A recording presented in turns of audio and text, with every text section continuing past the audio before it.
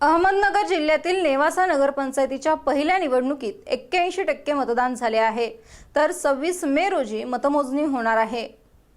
नेवासा नगरपंचायत पहिल्या निवडणुकीत मतदारांनी मतदान केंद्रावर मोठी गर्दी केली होती। संवेदनशील ठिकाणी मोठ्या प्रमाणावर पोलीस बंदोबस्त ठेवण्यात आला असून किरकोळ कुरबुरी वगळता दिवसभरात 81.50% शांततेत मतदान झाले।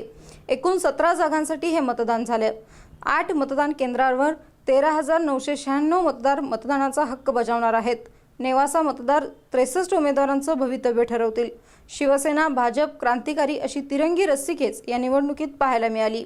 मनसे आणि राष्ट्रवादी हे दोन पक्षच फक्त 3च प्रभागामध्ये निवडणुकीच्या रिंगणात होते, पण खरी लढत या 3 पक्षातच होणार हे स्पष्ट आहे। 17 जागेसाठी होणाऱ्या या निवडणुकीत जास्तीत जास्त मतदान घडवून आणण्यासाठी उमेदवारांमध्ये चुरस चालू होती।